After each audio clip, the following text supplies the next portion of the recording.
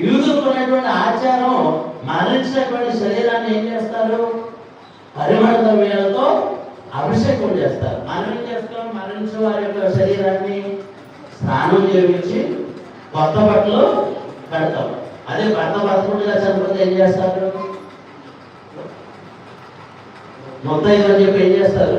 కుంకుమ పెడతారు, గాజులు పెడతారు, అన్ని పెట్టి అలంకరణ చేసి సుందరంగా మనము సాధన ఉంటాం.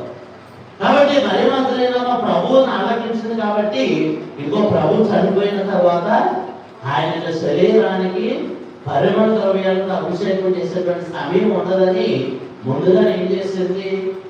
ఆ ఇంట్లో ఉన్నటువంటి అతి ఖరీదైనటువంటి పరిమళ ద్రవ్యాన్ని తీసుకొచ్చి ప్రభు యొక్క పాదాలను ఆమె అభిషేకించింది.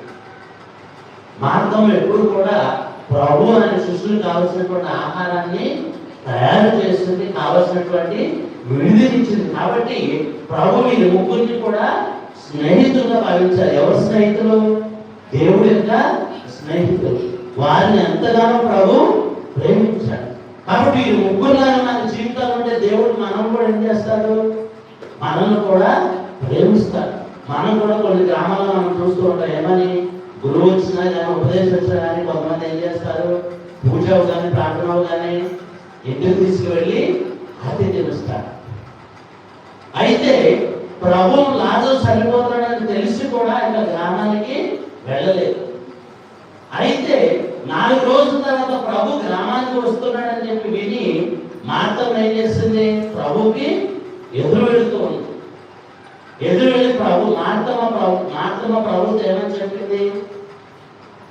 అయ్యా, నువ్వు ఇక్కడ ఉన్నట్లయితే నా సహోదరుడు మరణించి ఉండేవాడు కాదు అని చెప్పి పలికింది. అంటే ఏమని చెప్తుంది మార్తమ్మ యేసు ప్రభుకి? నువ్వు చాలా ఆలస్యంగా వచ్చావని చెప్తుంది. అవునా కదా?